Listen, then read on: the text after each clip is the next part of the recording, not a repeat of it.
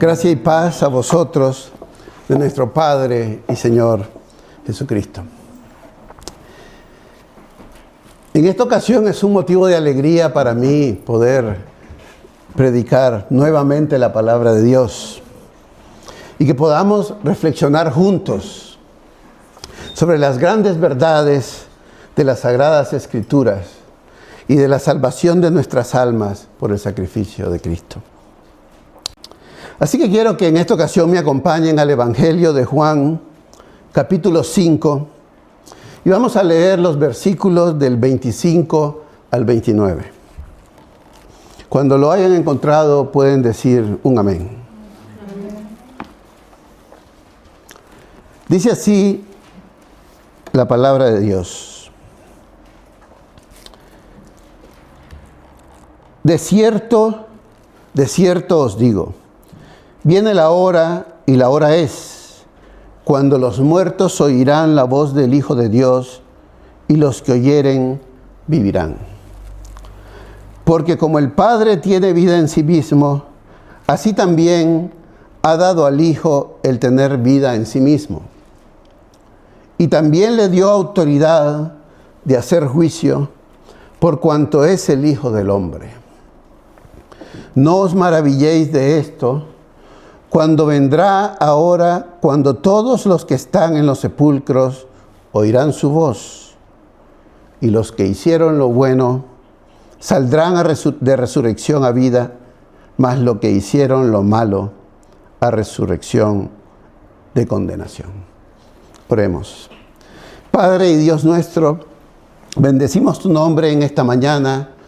Te damos gracias por tener esta reunión en comunión del Espíritu Santo para aprender más de tu palabra, para reflexionar en cada una de las palabras que tu Hijo Jesucristo nos está compartiendo, que compartió a los judíos del siglo I, pero también nos comparte a nosotros, revelándonos cada vez quién es Él y cuán grande es Él. Te pido, Señor, que estés conmigo en la exposición de tu palabra, Señor, que me des palabras fáciles para poder llevar tu mensaje.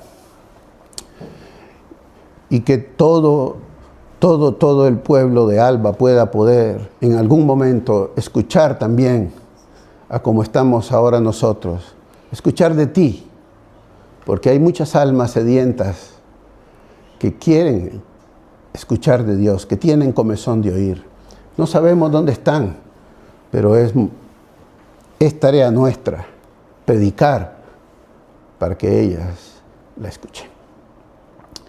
Así pues, entregamos este momento, Señor, de reflexión para tu gloria, en el nombre de nuestro Señor Jesucristo, nuestro Salvador. Amén. Cuando comenzamos a leer este pasaje, comenzamos a leer y nos aparece una frase muy característica. Y dice Jesús, de cierto te digo. Cuando Jesús dice esa frase, es porque lo que va a decir es algo de una verdadera certeza, de una veracidad. De cierto te digo significa que es verdaderamente importante lo que va a decir seguidamente. Así que os invito a que examinemos esto con detalle. Y estos versículos son con esta frase lo que Cristo nos invita a hacer. Cuando Adán fue puesto en el jardín del Edén, Dios le dio todo para que fuera su mayordomo, para que fuera profeta en el jardín, para que fuera rey en el jardín, para que fuera el mediador entre Dios y toda la raza humana. Pero solo le puso una condición. Le puso la condición de que de aquel árbol del bien y del mal no podía comer. Génesis 2:17 nos dice que la consecuencia era muy clara, que el día que de ese árbol comiera, ciertamente iba a morir. Después de la caída, hermanos, cuando Adán y Eva comieron del fruto que no deberían de haber comido, pudieron haber muerto de una forma instantánea, como fue que el Señor lo dijo: ciertamente morirás. Y sin embargo no pasó así. Dios en su misericordia los mantuvo con vida, pero ellos sufrieron las consecuencias de haber desobedecido a Dios en ese momento. Y sucedió algo de lo que todavía nosotros estamos inmersos, y es que por nuestro padre Adán todos hemos caído y todos heredamos de él esa naturaleza caída. La consecuencia fue que ciertamente íbamos a morir y espiritualmente morimos. Adán murió ciertamente, no solamente en el momento de la caída, sino también físicamente. Y desde entonces, pues cada generación muestra que la muerte, los males en este mundo están presentes a consecuencia de ese evento. En el versículo que leemos dice: los muertos que oyen la voz del Hijo de Dios vivirán. Con Jesucristo, hermanos, la vida pasa a un nivel superior. Porque además de la seguridad de la resurrección, garantizada para todos los creyentes, la vida también es vista como una vida nueva, en el momento en que somos regenerados por la gracia, por medio de la fe. Dice el apóstol Pablo en 2 Corintios 5:17, de modo que si alguno está en Cristo, nueva criatura es. Las cosas viejas pasaron, he aquí todas son hechas nuevas. De esta manera la vida del creyente es una vida nueva. El viejo hombre muere y da paso al nuevo hombre. En el versículo 25, Jesús nos dice: viene la hora, viene el kairos de Dios, viene el tiempo de Dios, que es lo que quiere decir kairos. Es decir, que viene el momento oportuno, es ahora cuando los muertos espiritualmente oirán la voz del Hijo de Dios y vivirán. Todos aquellos que han sufrido, que han heredado desde Adán la muerte, al oír la voz de Dios y la voz del Hijo del Hombre con autoridad, vivirán. En la teología de Pablo, él nos insiste que todos los hombres y todas las mujeres estamos muertos en nuestros delitos y pecados. Amén. Amén. ¿Y qué quiere decir que estamos muertos en nuestros delitos y pecados? Significa, hermanos, que nuestra mente y nuestro corazón no busca de Dios. Por eso es que estamos muertos en nuestros delitos y pecados. Sino que solo busca las cosas corruptibles de este mundo. Significa que estamos separados de Dios, el dador de la vida, y no podemos agradar a Dios por nuestra propia voluntad. Esta muerte espiritual ocurrió desde esa caída. Y el pecado que entra en el mundo nos ciega de tal forma que no podemos buscar a Dios por nuestros propios esfuerzos. En los primeros siglos del primer milenio se discutió este tema mucho. Y se llegó a decir, incluso por un monje, que el hombre era capaz por sí mismo de buscar a Dios. El nombre de ese monje era Pelagio. Pero rápidamente la iglesia, que tenía los libros en la mano, los escritos de Pablo en la mano, las cartas, los evangelios, se dieron cuenta de que eso no era así. Y aunque Pelagio no lo hacía con mala voluntad, la interpretación que él hacía de la Biblia, de que el hombre era capaz de buscar de Dios por sí mismo, se consideró una herejía. Y aquí nos lo confirma. Estamos muertos en nuestros delitos y pecados. Dice Pablo y Jesucristo en otros lados que no hay nadie que busque a Dios. No hay nadie que busque a Dios. No obstante, Jesucristo nos aclara que los muertos que oyen la voz del Hijo de Dios vivirán. Esos muertos que Dios trae a su redil. Ahora viviremos, no de cualquier forma, sino como personas que hemos sido convertidos en este acto sobrenatural de Dios, que imparte vida a los que estaban muertos espiritualmente. Nuestros ojos son abiertos, nuestro entendimiento está abierto, y eso nos impacta para no quedarnos de brazos cruzados, sino de poder entregar nuestra confianza en Él. En otras palabras, hermanos, los que hemos depositado y nos hemos entregado y aceptado a Cristo como nuestro Señor Salvador personal, estamos ahora resucitados. Ya no estamos muertos, sino que estamos resucitados juntamente con Él. Porque antes estábamos muertos, pero ahora vivimos por la fe del Hijo de Dios.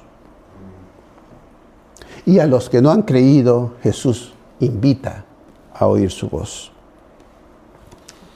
Amados, nuestro destino eterno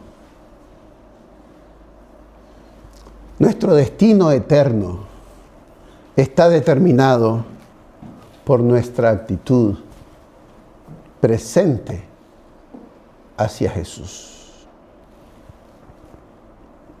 En esta tierra todos, pero absolutamente todos, tienen una actitud hacia Jesús. Unos lo ignoran, se hacen como que no han escuchado nada.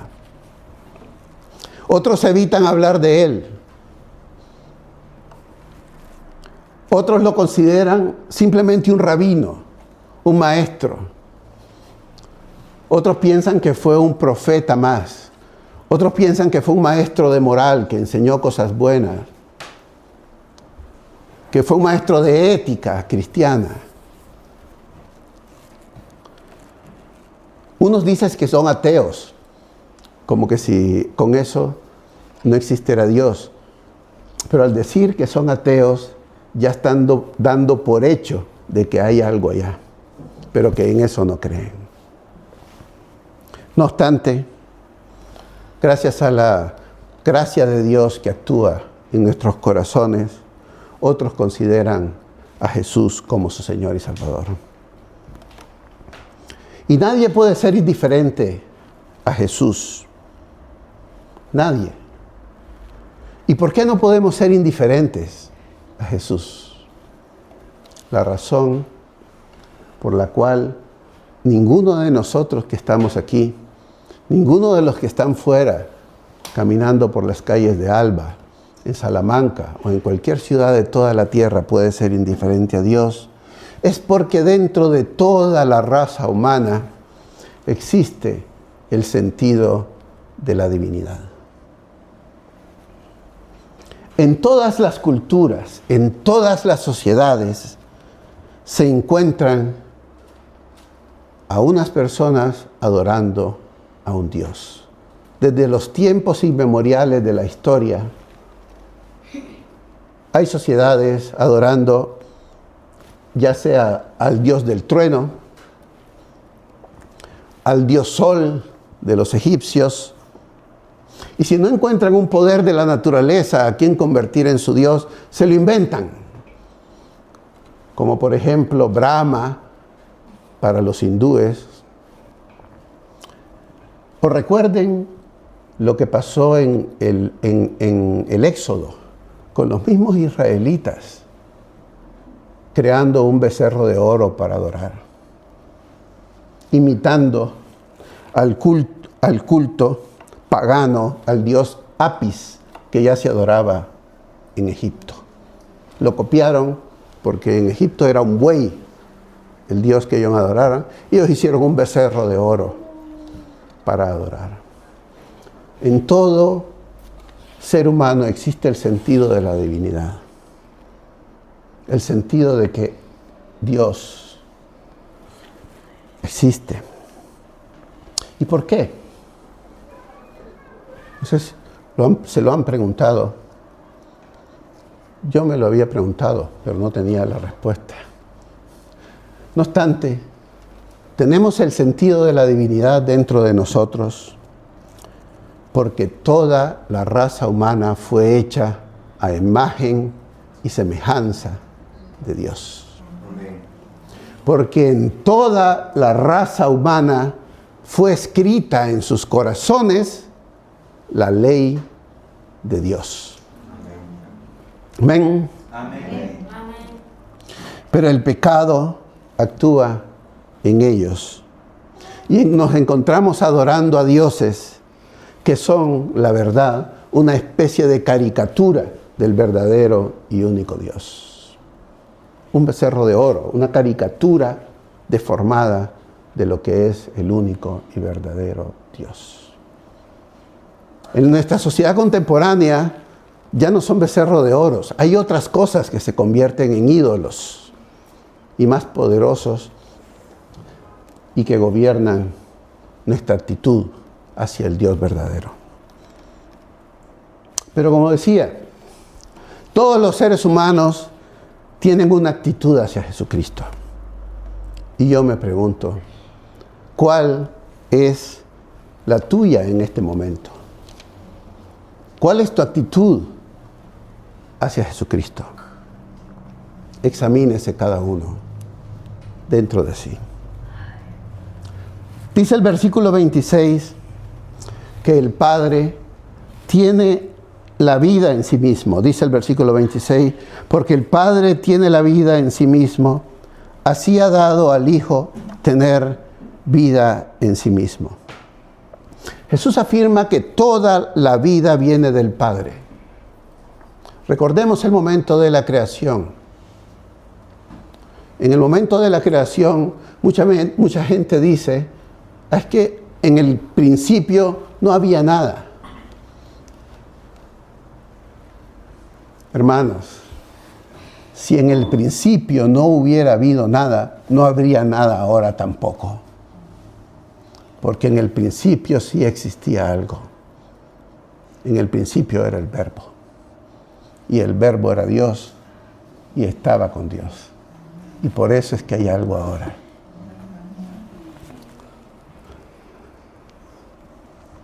Jesús afirma que toda la vida viene del Padre. Esto lo dejaba claro el mismo Antiguo Testamento. Los judíos que estaban escuchando a Jesús en ese momento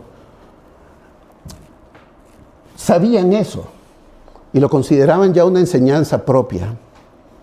Pero el mismo Jesús añade que el Padre ha dado tener al Hijo vida en sí mismo.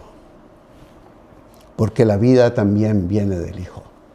Porque en Él nos movemos. Este versículo, queridos hermanos, nos descubre el atributo más maravilloso de Dios. Se trata de que Dios, y solo Dios, tiene vida en sí mismo. Y también la tiene el Hijo. Con esta frase, con esta única frase, se captura toda la gloria de la perfección del ser de Dios. En esta frase se describe lo que hace diferente a Dios de cualquier cosa creada. de cualquier cosa creada. Y es que lo que hace diferente a Dios de ti, de ti, de ti y de mí y de este pueblo y de la tierra y hasta de las estrellas, es que Dios, y solo Dios, existe bajo su propio poder.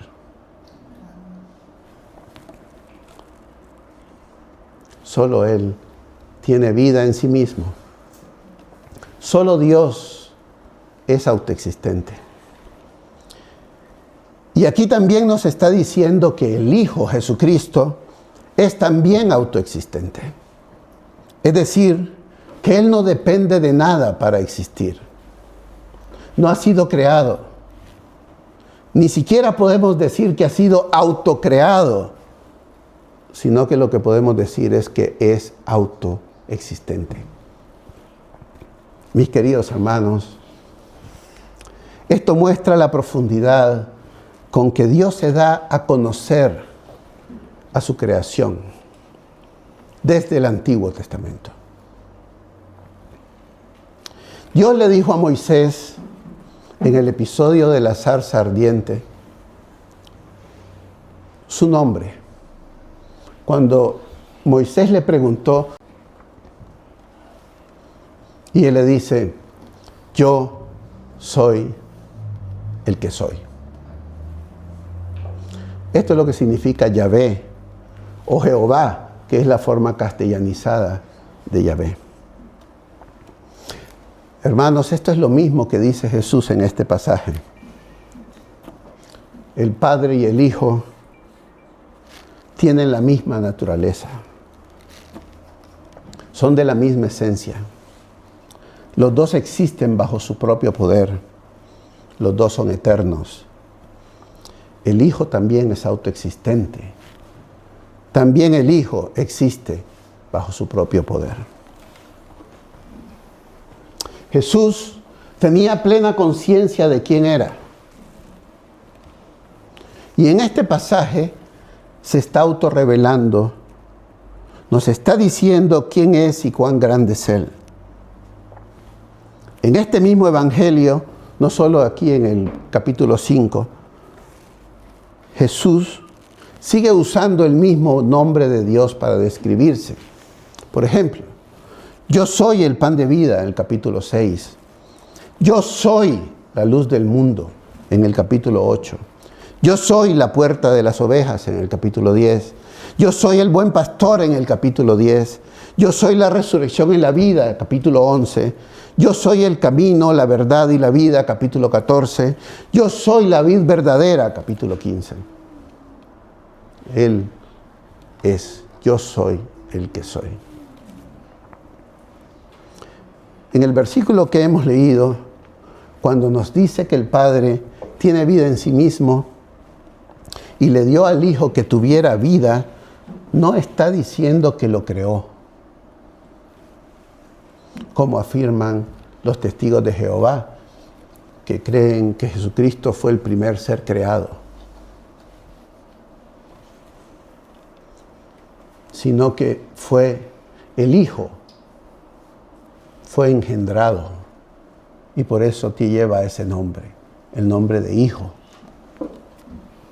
Y la primera persona de la Trinidad lleva el nombre de Padre, porque el Hijo fue engendrado del Padre, de la misma naturaleza, con los mismos atributos y con la misma grandeza.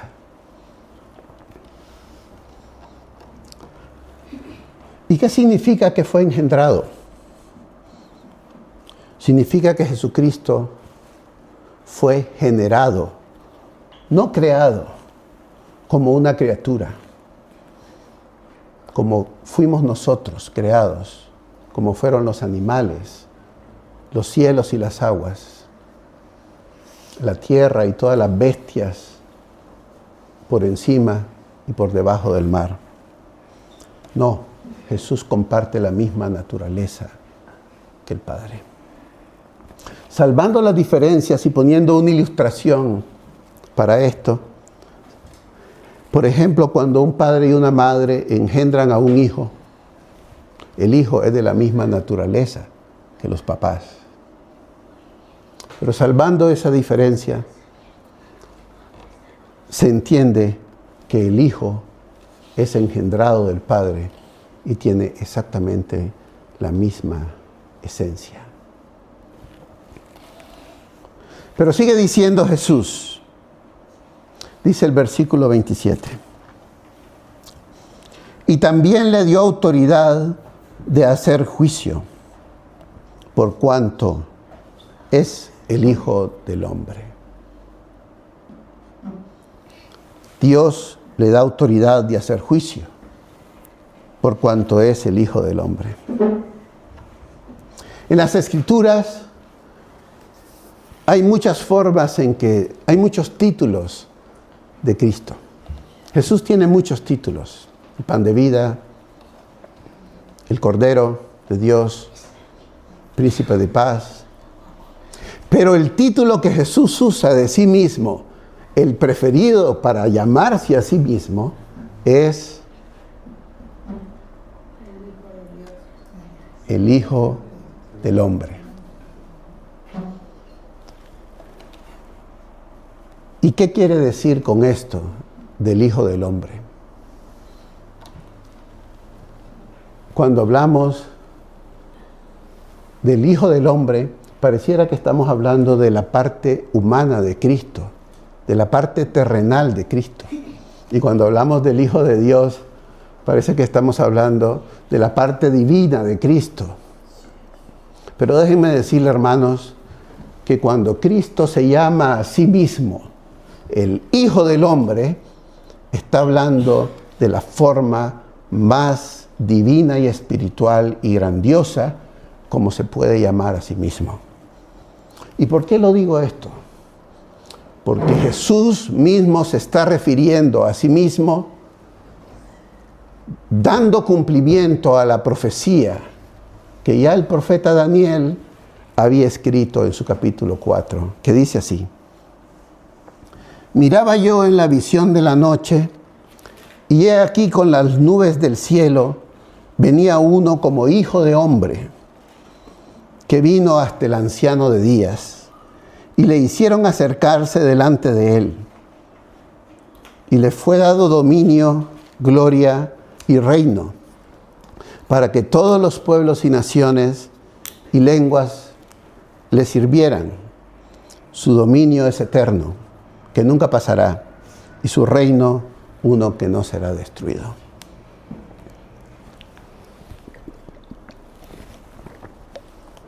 Jesús cumple la profecía del profeta Daniel.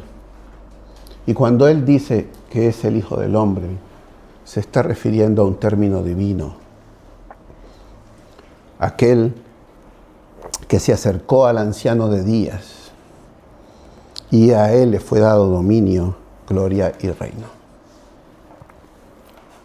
Esta profecía, la cual se está refiriendo a la consumación física de la resurrección en el último día, ya ha comenzado espiritualmente en cada uno de vosotros. Pues el Espíritu Santo ha regenerado nuestro ser. Ya no estamos muertos, sino que vivimos en Él y en Él. Eso no significa que no pecamos. No, significa que ahora Él nos ve bajo los ojos de Cristo. Nos declara justo bajo los ojos de Cristo. Pero además de lo que he dicho, el punto principal de Jesús en este discurso va tomando forma. Y es que no se trata aquí solamente de un énfasis espiritual, como el que les acabo de decir, sino que eleva aún más el concepto de vida. Pues vendrá la hora que cuando los muertos que están en sus sepulcros, como dice el versículo, oirán su voz y resucitarán y saldrán físicamente de muerte a vida, Todos los que hayan creído en Él o no hayan creído en Él, resucitarán. Y Él es el que tiene autoridad, como dice el versículo 27, para hacer juicio, porque es el Hijo del Hombre de la profecía de Daniel. Leamos el versículo 28 y 29. No os maravilléis de esto, porque vendrá hora cuando todos los que están en los sepulcros oirán su voz, y los que hicieron lo bueno saldrán a resurrección de vida, mas los que hicieron lo malo a resurrección de condenación. Cuando llegamos a estos dos versículos, estamos llegando a la cumbre, al culmen del pasaje. Cristo declara que cuando llegue la consumación de los tiempos, los muertos oirán su voz y todos resucitarán. Y vendrá juicio, efectivamente, sobre todos y cada uno de ellos. Vendrá juicio y Él será el que va a llevar ese juicio a cabo. Los que han hecho lo bueno, dice el versículo, saldrán de resurrección a vida. Los que han hecho lo malo saldrán de resurrección a condenación. Esto no quiere decir que la vida eterna se basa en obras de hacer lo bueno.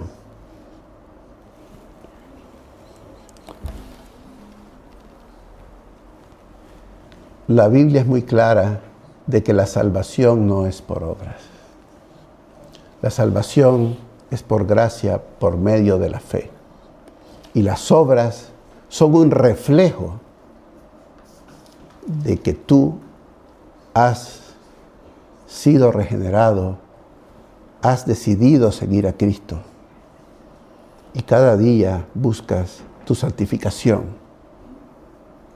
Y Él te ayudará a preservarte hasta el último día de esta tierra. Jesús dejó claro quiénes se van a salvar.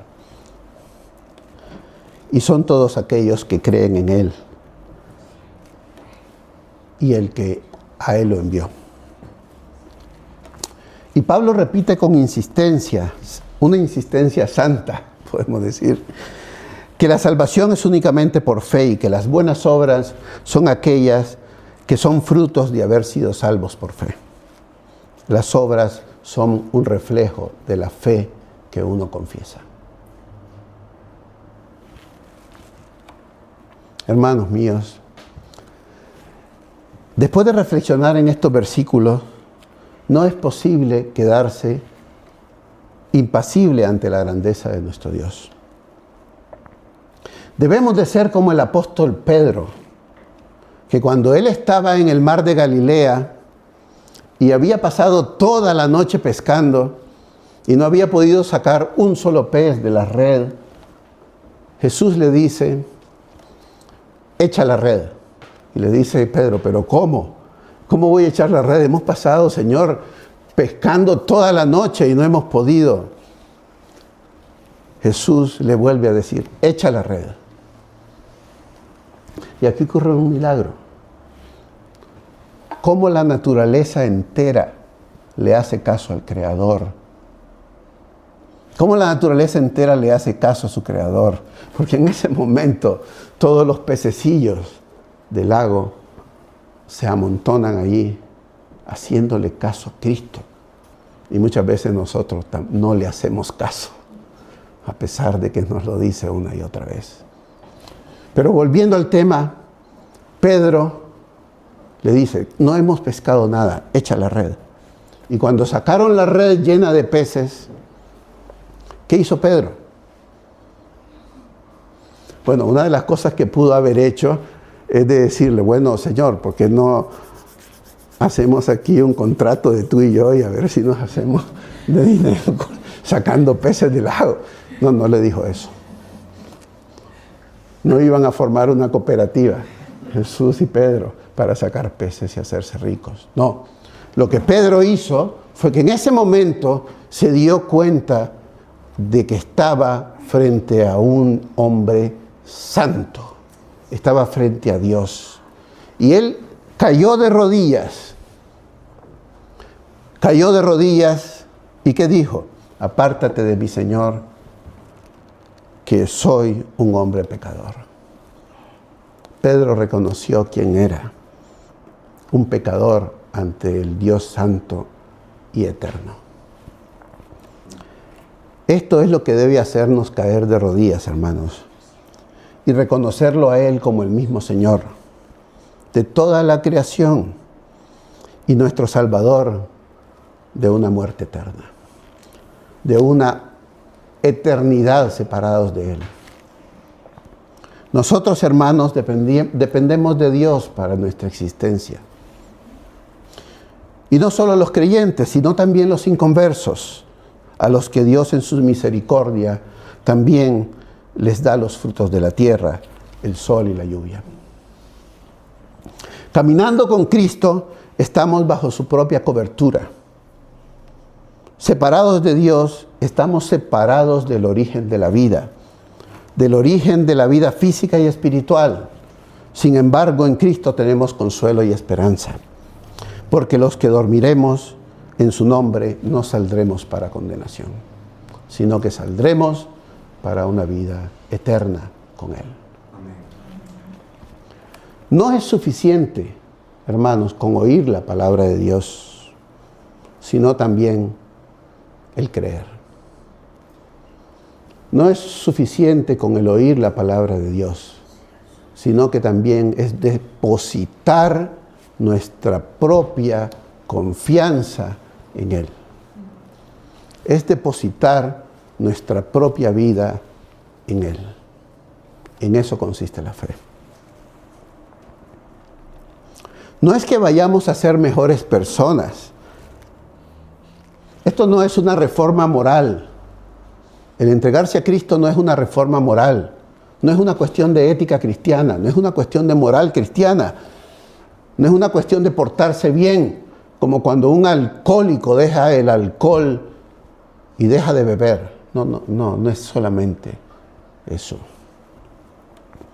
No es que vayamos a ser mejores personas, que lo seremos.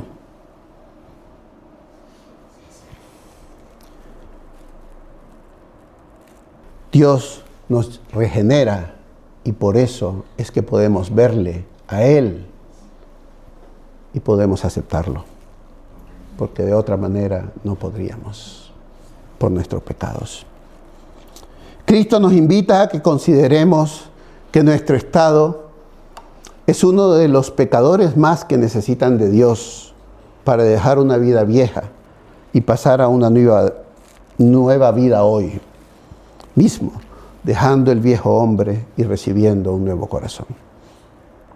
Que sabiendo que con esto han hecho lo bueno y que pasaron de resurrección a vida y no de una resurrección a juicio.